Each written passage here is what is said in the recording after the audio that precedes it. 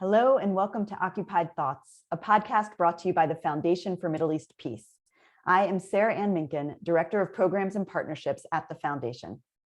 Today is February 17th, 2022, and I am delighted to be here with Jehad Abusalim. Jehad is finishing his PhD in the History and Hebrew and Judaic Studies Joint Program at New York University and is the Education and Policy Coordinator of the Palestine Activism Program at the American Friends Service Committee. Thank you so much for being here, Jehad. Thanks, Sarah, for having me. A few words of background before we begin. FMEP has just launched a brand new initiative, a Palestinian non-resident fellowship, through which two Palestinian scholars and advocates will join FMEP in conceptualizing, hosting, and participating in webinars and podcasts for a year. Our inaugural fellows are Jehad Abusalim and Dr. Maha Nassar. This fellowship seeks to help correct a historic, pernicious imbalance, the absence of Palestinians from conversations about their lives, histories, experiences, and futures. FMEP is trying to right that wrong. In our public conversations, we try to amplify the voices of Palestinians, and we are so excited to be able to invite two fellows to join us for 2022, and so honored that Jehad and Maha are joining us. So Jehad, we're talking to you today. Will you please tell us about yourself, where you're from, where you work, anything else about yourself that you want to share? Thank you so much again, Sarah Ann, for this kind invitation and for the opportunity to join FMEP as a non-resident fellow for this year. This has been one of this year's really great news for me personally, and for a lot of my friends who and colleagues who have been telling me for a long time, why don't you, do a podcast or do a series of webinars on regular basis? So here we are. I'm really excited to be doing this. My name is Jehad Abusalim, as we talked about earlier. I am a Palestinian from a city called Deir al-Balah, which is located in the middle of the Gaza Strip. It's where I grew up. I was born in Morocco. My parents returned to the Gaza Strip to Palestine after the Oslo Accords, and I was 7 years old when my family returned to Gaza, and I grew up there. It's where my life experience has been shaped by what life in Gaza looks like and the events that have unfolded ever since my family and I stepped foot in Gaza. And so I spent most of my life in Gaza. I did my undergraduate education there. I studied business administration at Al-Azhar University. I also studied a diploma of Hebrew language and its teaching methods right before I left to the US. And in 2013, I moved to New York, where I started the PhD program in History and Hebrew and Judaic Studies. And I've been working on my research, writing my dissertation. And at the same time, I have been working with several initiatives, projects as a volunteer, but also currently as full-time staff with the American Friends Service Committee, working with the Palestine Activism Program, focusing on raising awareness and hopefully shifting policy around Palestinian issues in general, but issues related to the blockade on Gaza and the need for the world in general and for the US public, politicians, decision makers, to hear the voices of Palestinians in Gaza and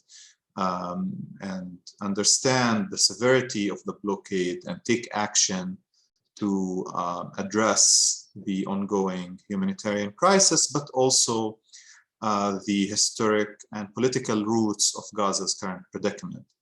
So this has been one of the areas I focus on, in addition, of course, to writing, journalistic and academic writing on Palestine, the Arab uprisings, and commenting on current events, events like the Great March of Return, for example.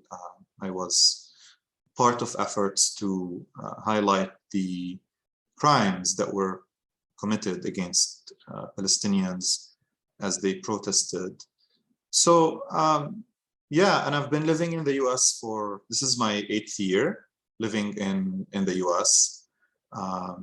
And I haven't been able to go back to Gaza since I left. So I guess this is also a chance for my family there to listen to me and hear what I have to say through this great programming. Again, I'm really thankful for the opportunity to join you, Sarah Ann, and I'm really happy to be working with FMEP for this year. Thank you, Jehad. We are so happy to have you, and so happy for so many people to get the opportunity to listen to you and to hear what you have to say and what you're thinking about. And you mentioned your research and also your writing, your journalistic writing. And I wanted to ask, I wanted to ask you to talk to us a little bit more, both about your research, and I know that your research focuses on Arab and political intellectual discourse on Zionism and anti-Semitism and the plight of the Jewish people in Europe between 1870 and 1948. And your journalistic writing, you just described also so many of the things that you're focusing on. Will you tell us a little bit more about your scholarship and overall about what are the questions that you're trying to answer in your work? These are good questions. So in my academic project for my PhD dissertation, developed as a result of my exposure to literature about Palestine and about, especially about Palestinian and Arab responses to the Holocaust and the rise of Nazism and fascism and the events that unfolded during World War II. I read Professor Gilbert Ashkar's Arabs and the Holocaust, which is a great work. I recommend that people really read this work. And it opened, it created an interest for me. So I wanted to see what Professor Ashkar was responding to in terms of literature on the topic. And as a Palestinian, I grew up, of course, seeing and hearing and reading about Haj Amin al-Husseini's meeting with Hitler as one of the things that Israeli media and pro-Israel media and the West especially has consistently highlighted as a way of saying, look, Palestinians are bad, and this is one of the proofs of how they collaborated with the Nazis and took the wrong stance during World War II. Reading Professor Ashkar's book opened my eyes to the diversity and richness of Arab responses to the Holocaust, and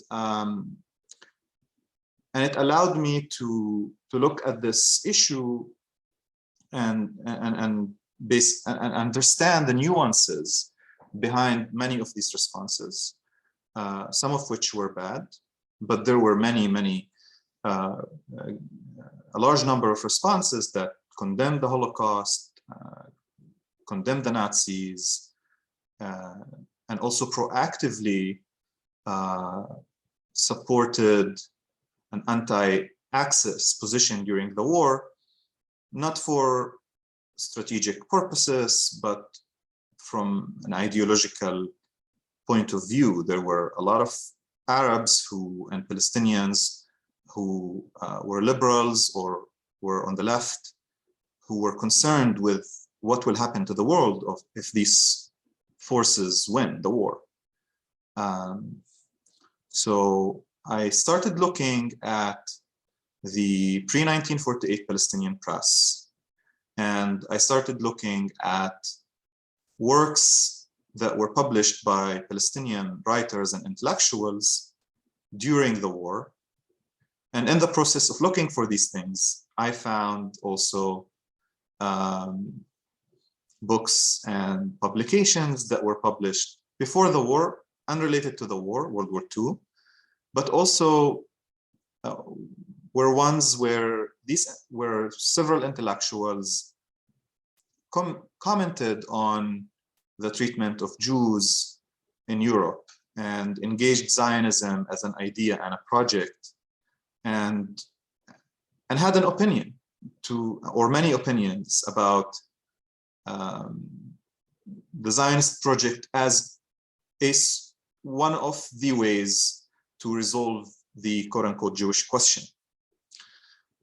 So I was personally fascinated by the richness of this body of literature. And as a Palestinian, I realized that 1948 was not just a disruption in the sense that, Palestinian society as we knew it before 1948 was completely destroyed, and the entire country was transformed, and geographic fragmentation and separation that we still experience today has resulted as a product of 1948.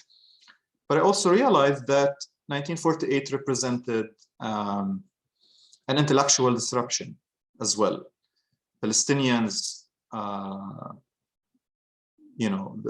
Palestinians lost a significant library, and many of the pre-48 intellectuals, were either disillusioned. They lost interest in continuing what they did before the war because of the severity of the moment. So I wanted to expand the scope of the project, not only from focusing on examining works that were written during World War II and as a response to World War II, but I also decided to look at works that deal with these broad themes. The plight of the Jewish people in Europe, the mistreatment of European Jewish communities, the rise of anti-Semitism, the introduction of European anti-Semitic discourse to the Arab world, and Zionism, because all of these themes overlap when it comes to Palestine. So, for example, I look at, there are several instances that I examine, and I look at, and try to locate them in the context of intellectual movements, transnational thought, how people thought about themselves, their identity. And I start in 1870 because in 1870, the Ottoman government banned and censored the publication of one of the early translated texts that promoted the accusation of ritual murder, what also known as blood libel, after a large campaign that Lebanese, Syrian intellectuals led, pressuring the Ottoman government to ban this piece of literature published by an unknown author, an anonymous author, who didn't dare to put his name on the book. So I start in this moment because it's also the moment that many scholars of the region view as the moment when the Nahda or the Arab Renaissance movement begins. And then I look at few instances in the late 19th century of how Jews were talked about in the press in the Nahda/Arab Renaissance writing. But then my focus begins with Zionism, when Zionism becomes a significant political factor in the region, especially around World War I. And then I compare and I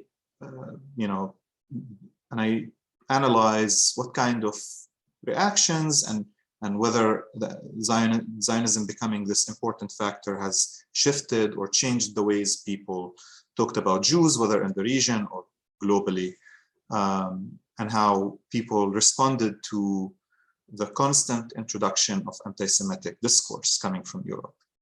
So this is, briefly my project. My project ends in 1948. So I look at the evolution of this writing until the Nakba, and hopefully in the future, I'm hoping to also examine writings from after 1948 and look at them comparatively and see to what extent did 1948 change the different ways Arab scholars, writers, intellectuals talked about these issues. Wow, thank you. I have so many questions based on what you just explained. May I ask a couple of follow-up? Of course. If you were to summarize in just a couple of sentences, what do you want Palestinian audiences to take from your research? What would you say? This is part of reclaiming our history and our narrative. Today when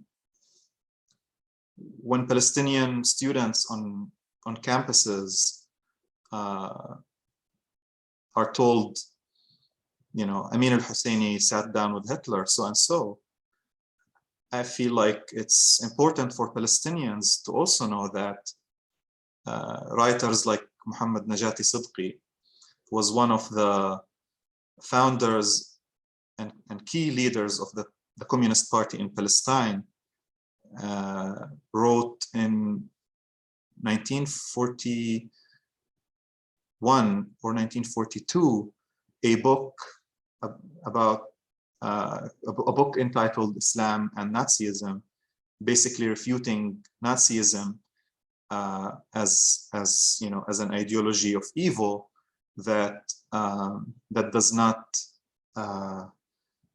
that is at odds with Arab Muslim values and the values that this intellectual and many people from his milieu believed in. So for me, this is about reclaiming our lost history, our lost thought. And one of the ironies of this project is that some of the books I'm interested in looking at and reading and analyzing can only be found at the Israel National Library. And as a Palestinian, from Gaza with the Gaza ID, I can't access that place. So, and one of the things that really helped my project was the fact that the Israel National Library digitized thousands of Palestinian newspapers from the Mandate era. So I was lucky in the sense that I can access these things now, like virtually. But this is about reclaiming this history. This is about challenging the disruption that happened to our society and our culture and our thought in 1948. Thank you. Will you say why the books that you want to read are only in the Israeli National Library? Some books publications that were printed in Palestine and were on people's shelves were confiscated during the 1948 Nakba, and they're stored there. Yeah. And there's a great documentary about the history of how these books ended up in the Israel National Library, called the Great Book Robbery. There are copies of some of these books for example, in the libraries of Iraqi universities. You can see them cataloged online, but it's also difficult for me to access Baghdad at this point. Mm-hmm. So this speaks to to the reality of Palestine in particular, but the region in general, right? Mm-hmm. The question of movement and as a privilege is one of the things that people in academia, especially in Western academia, they don't take seriously. But when you are restricted as an individual because of the piece of paper you carry, it becomes a really huge challenge. Luckily, though, I was able to find a lot of sources in US libraries, and in one instance, I borrowed a book from the New York Public Library that made it there in the 1940s. And I perhaps was one of the first people to check out that book, to the extent that the pages fell apart as I was perusing the book. So yeah, I mean, it's been challenging, but also it's been a rewarding process to collect these fragments and piece them together and learn about one's history as I'm doing this project. Thank you for all of that. And I feel like your description of accessing the books is this moment of, you're talking about ideas and how ideas travel, and yet everything is also so deeply and very much about lived experience. It's a material process also. So the ideas can travel, but the books were looted, and the people were driven from their homes, and their libraries were confiscated, and now they're parked in a library in a place where you are not allowed to access them. You are prevented from accessing them. And here you are piecing your history back together and doing this great service with your research. I'm so glad to hear about it. And so thank you for that. I have more research questions for you, but I'll save them for another time. And now I want to ask you to talk about this moment in time. Actually, you've led us here, and this is so much about what you focus on in your other writing also. But tell us, what does this moment in time and in history mean for Palestinians, mean for Palestine? How do you describe where we are now? I don't know where to begin, but I will try. So this is an important moment for Palestinians for many reasons. We haven't been as fragmented as we are today as Palestinians, politically, geographically, but also we haven't been as eager to unite like we are today. And we saw that during the May uprising, when Palestinians connected in their struggle through social media,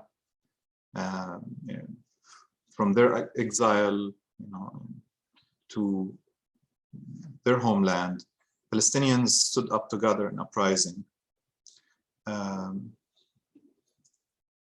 This is an important moment because Palestinians are facing an ever-escalating and ever-increasing campaign of ethnic cleansing and erasure from their land. And while international organizations, human rights organizations, experts, analysts are warning against the dangers of the Israeli settlement, expansionism, and all of these things, unfortunately, not much change is happening on the level, on the formal level. We're still stuck in the old rhetoric, old discourse around the quote-unquote conflict and promises for a two-state solution that no one knows when it will ever be realized. At the same time, there is an ever-growing support from people. We see the unprecedented support for Palestinians across, movements and on social media. We see celebrities speaking up. We see, protests that are massive in their size, and we see the passion that has been growing in supporting the Palestinian cause for liberation, independence, equality, and justice. And we don't know when these examples of and indicators of this growing support will translate into shifts in policy. But this is an important moment, and it means that the work that Palestinians have put for decades, whether in the diaspora or in the homeland, in terms of mobilizing, ourselves and our allies and addressing the international public opinion, speaking out when now it's slightly safer to speak out. Palestinians, especially in the US, have paid heavy prices, sometimes from their lives and from their livelihood, from their dignity, from their ability to feel safe at their homes, just for speaking up and for speaking out about what's happening. So this is an important moment, and it's a watershed moment, I believe, and that will be remembered as a moment when we have all the information and we are being tested. What are we going to do with this information? What are we going to do with, esteemed human rights organizations saying this is apartheid, shifts in the mainstream media? Is this going to translate into a serious effort on the part of the international community to make the changes that are required in order to put an end to the cycle that we have been living for over 70 years? So this is where we are, and I think what we are doing, this conversation and the conversations that we're going to have, is going to be important in making sure that the knowledge is out there and people know, but what's left is the responsibility, is people taking action based on this knowledge, because knowledge entails responsibility, and we are, and this, if this isn't the right moment to make the proper moral and even practical decisions, right, about the situation in Palestine, then when? So yeah, that's where I think where we are right now and where we're heading. And I really hope that the international community seizes this opportunity and helps create and reconfigure the reality on the ground so that we don't experience more of this pain and more of this misery. Thank you for that. I want to ask you then right away, you're going to be an FMEP fellow for 2022. You just said knowledge entails responsibility. What do you most want FMEP's audiences to know or to be challenged by?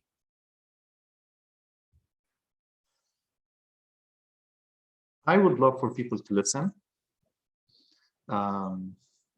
What I and Professor Maha Nassar are hoping to do as part of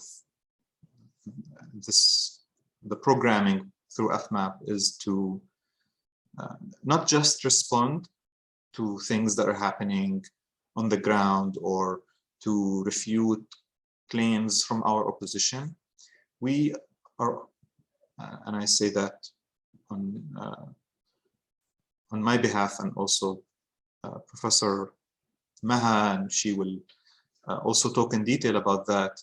The hope is to introduce the audience to aspects of the Palestinian story and Palestinian narrative that can help us reclaim this lost history, but can also inspire a vision for a better future and a vision for change that can be inclusive and just and embraces equality and justice for all. I feel that people have been stuck with a certain kind of politics when it comes to Palestine-Israel, where the politics that limit imagination and politics that that are very narrow and limiting. So what we're hoping to do is to proactively introduce our story and what our country, what our peoplehood, what our existence means and represents, not just, not just as part of a nationalist narrative, but also as the collective experience of millions of people who lived in the place we call Palestine for generations. And we also hope to introduce the audience to new ways of understanding and analyzing and reflecting on the reality on the ground, rooted in this rich and significant history that has been, that Israel and its allies have always been trying to erase and remove. So this is what we hope to achieve, and I really hope that people listen and pay attention and engage and ask questions, but also take action and be inspired to do what is right and to overcome this feeling of stuckness, right, in the current political framework that are not taking us anywhere, and just be brave and challenge the status quo. So that's what I hope happens. Wonderful, wonderful. Me too. And I am really looking forward to listening to the programming you bring and the conversations that you bring out into the world. And thank you so much for being here, for being with FMEP as a fellow. Thank you so much for joining us today. And I also want to thank all of our listeners for tuning into this episode of Occupied Thoughts. Please make sure to check out the FMEP website, www.fmep.org, for more from our guest, Jehad Abusalim, and from our other fellow, Dr. Maha Nassar, and for lots of other great content related to Palestine and Israel. And please make sure that you're subscribed to this podcast so you can stay up to date. You can find us on iTunes, SoundCloud, or Spotify. And you can also watch video versions of our podcast, including this one, on YouTube. And with that, I am Sarah Ann Minkin, signing off until the next episode of Occupied Thoughts. Take care.